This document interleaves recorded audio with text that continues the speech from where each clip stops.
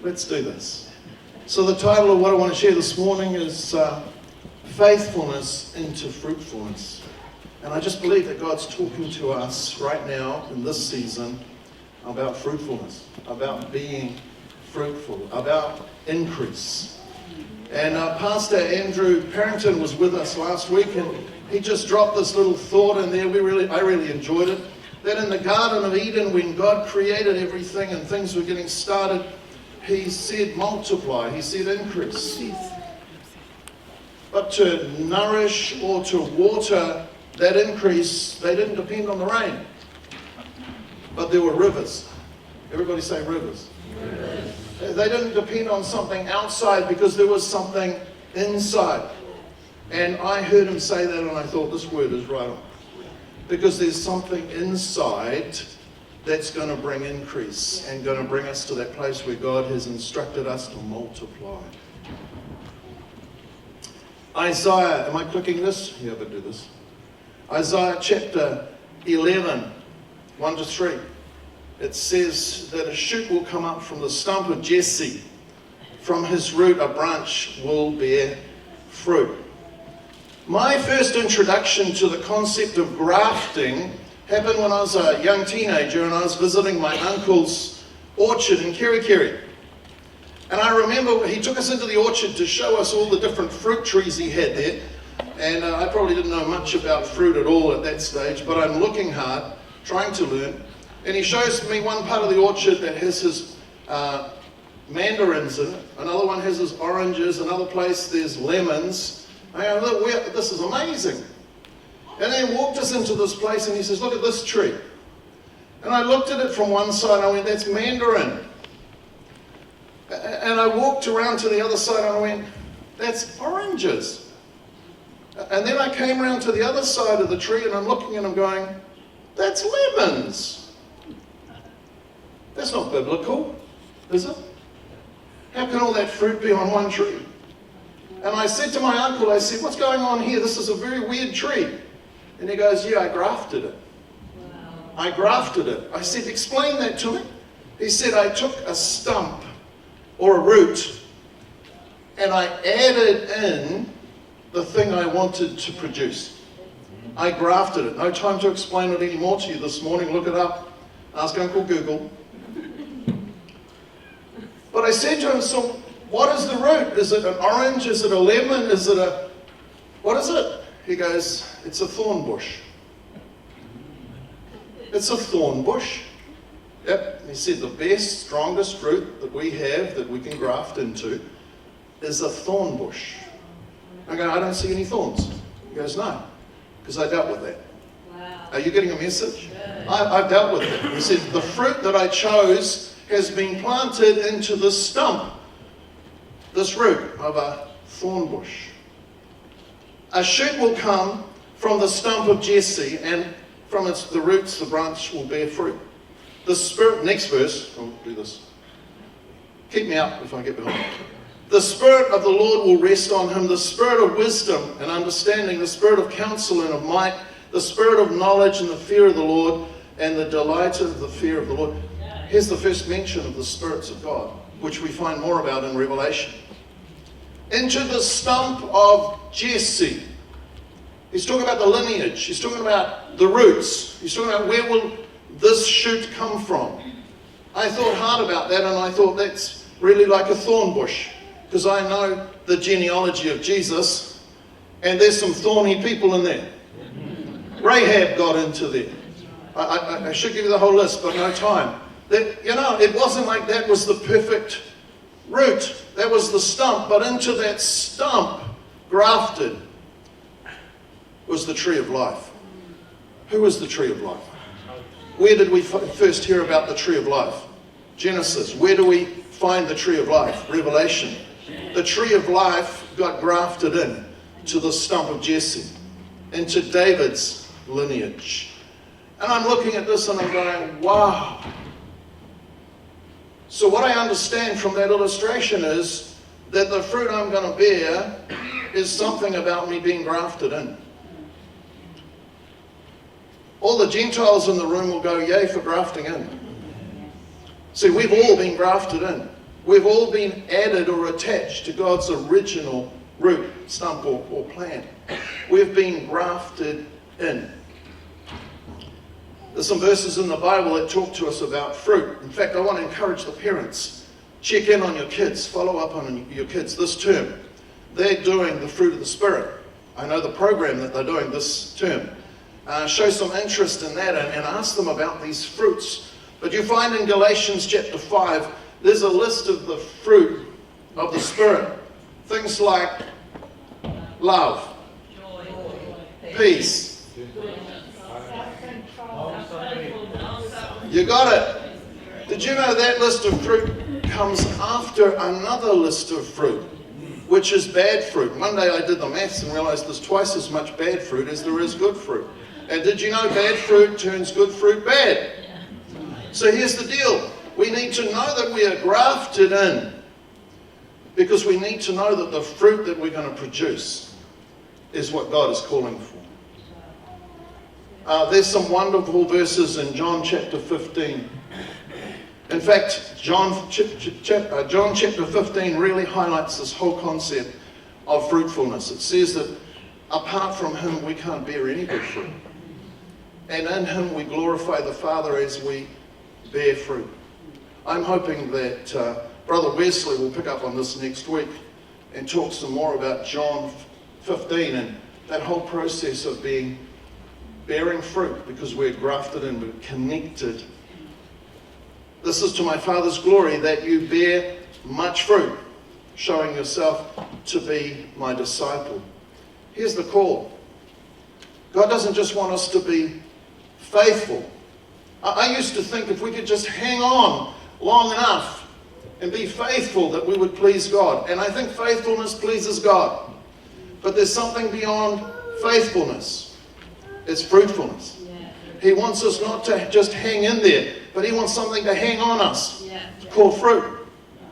And so we're encouraged to know that we can bear good fruit. John chapter 15.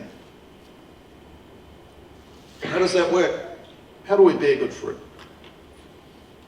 Colossians 2 and verse 7. Let your roots go down into Him, and let your lives be built on Him. See, there's a process. We can't bear fruit unless we're connected. We need to remain connected. In fact, this is the verse I really wanted to get us to today. Psalm 1, verses 1, 2, and 3. Because it's more than just being connected. It's putting our roots down in Him. Psalm 1, I love this. Blessed is the man who doesn't walk in the steps of the wicked, or stand in the way of the sinner, or take a seat in the company of mockers. Did you see a decline in that? You were walking, then you were standing, then you were sitting. Put all that aside. Verse 3. Verse 2, which I've gone past. But we need to delight in the law of the Lord and meditate on Him day and night. Verse 3. That person is like a tree planted by streams which yield its fruit in season. And the leaves don't wither. They will prosper. When we are planted beside the stream, beside the river, beside the source of life, that's when we'll produce fruit. I'll tell another little story this morning. I went on a trip around the South Island. I took a few friends and others with us, and we stayed in a friend's orchard. Now this friend's orchard was, the season was picking season, so we had an arrangement so that we would stay in the orchard and work in the orchard, and that would pay for our staying there. So we used the pack house to stay in. On this particular trip, Jenny and I had to go on and be at a wedding further down country, so we were away a couple of days and we came back. We had left our friends there to set up camp in the orchard, and they were all snug when we came back. They'd been working. Not. And they'd set up camp in the pack house, but they put a tent for us outside in the orchard. Now this sounds so romantic. Stay with me. It was to separate the snorers, you knew that. But there's a tent out in the orchard, and we turned up after the wedding we had attended and said, how's things? And have you been working hard? And it was, yeah, and there's your tent. Oh, thank you. And so we moved into the tent that night. We had dinner and we didn't study it. We went, thank you, just jumped into the tent, put in our blankets and our pillows and all that. I'm going to need a witness to this story in a minute, so don't leave the room. Don't leave the room. Jenny and I got into our little tent that night. The others were very comfortable in the pack house. We're just falling off to sleep, and this crazy noise started. Oh, sorry, I forgot to tell you, we were next to the Clyde River. This is the position of the orchard. We're next to the Clyde River. And we're just resting and falling off to sleep, and there's the sound.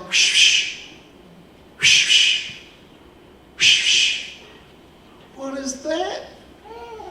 We're listening hard, and we realized whatever was going was actually affecting our tent, because every time it happened, the tent moved. And we're going, what is that? Well, after a few minutes of what is that, I went, you know what? There's water running underneath our tent. What is that was actually an irrigation system that sat right over the top of our tent.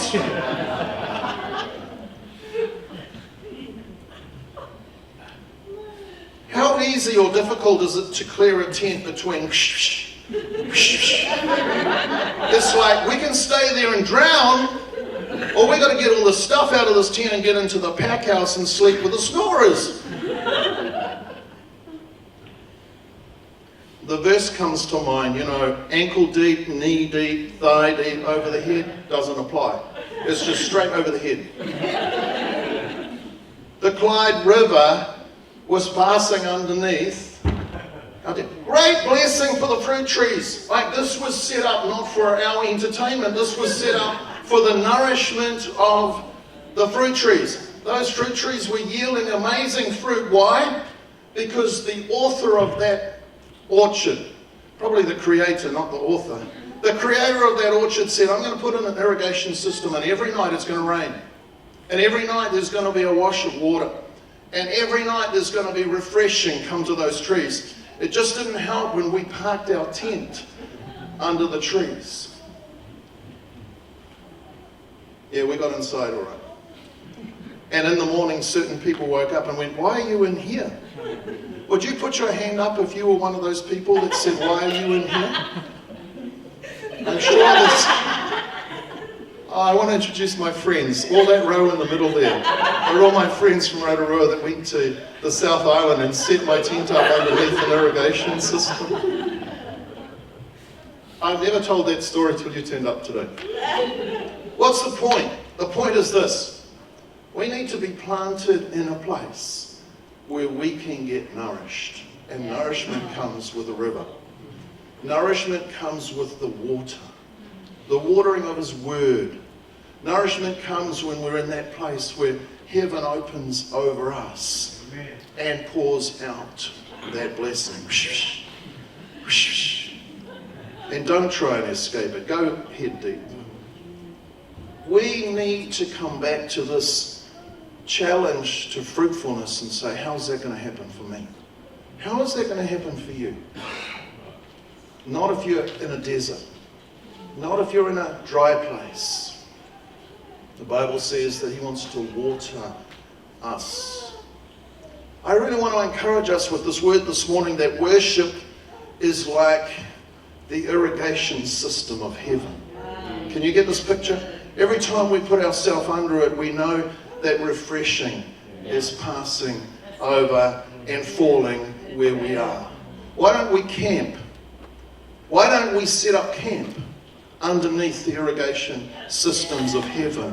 Why don't we allow the river, not the Clyde River, the river of life, wow, the one that was inside of us, the one that is also pouring over us, why don't we allow it to wash us again and again? See, fruit comes naturally. You don't have to sing to the fruit trees. In fact, it doesn't even help. You don't have to have a contract with them. You don't have to shake them. You just water them. Are you getting this? Just water the fruit trees. They will bear fruit on their own. I believe the same is the same for us as Christians. You don't have to tell believers to bear fruit. Just tell them to get watered. Just tell them they need to continue to take it in, because that's the only thing that will enable the fruit to come. You with me this morning? Yes. It wasn't such a bad experience. It gave me a bit of a laugh. But what I really, really appreciate is that we have opportunity to be nourished.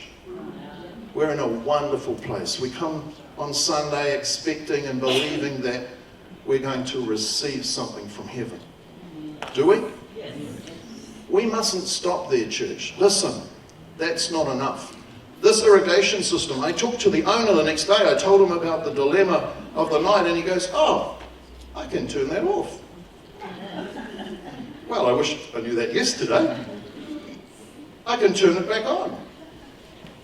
He had some control over that irrigation system I hadn't even thought about. So we didn't have to move camp, we just turned it off. But the opposite's for us. We need to turn it on. We need to regularly and consistently say, I need more worship in my life. I need more of heaven in my life. I need more of Him in my life, because I'm destined to bear fruit. And if I dry out, then I'll shrivel up and there will be no good fruit. I want to say to us, it's not enough on Sunday. I want to say it again. It's not enough on Sunday. Don't turn the irrigation system off for 6 days and turn it back on Sunday. Every day, let the water of heaven, the rivers of God, the blessing from above, every day, remain. Every day. You know what? This is my encouragement. We should be connected in lots of ways to whatever God is doing to refresh us. Whether that's being in a small group. I know when our youth group get together, they don't just play games. They do play games, but they don't just play games. They get into connect groups and they encourage each other in the Lord. They build each other up. Other connect groups that happen all through the week. Now isn't my moment to advertise them all, but there are connect groups on most nights of the week. Why? So we can get together and be watered by His word. Not all of us can get to a group, so we have other ways that we can take in the word of God and worship Him. And worship Him. I'm going to invite the worship team back this morning, because I want to push a button that says the irrigation systems are on. And I'm believing this morning that our fruitfulness will be, at least in part, a result of us being in the irrigation of heaven. Allowing God to freshen us and bless us and touch us.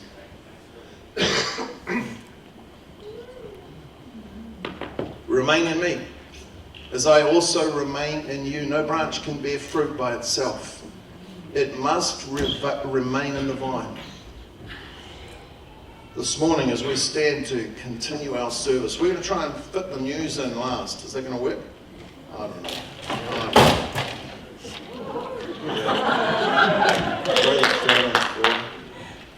But right now, I want us just to take this word. I want us just to respond to this word by putting ourselves in a place of worship. We didn't go there already this morning because I wanted to share this word first. But now I want to say to you, let's get in this place. You might need to get out of your seat. You might need to set up camp somewhere else. Let's just allow the irrigation of His presence to flush, flood, bless, wash, sweep over us.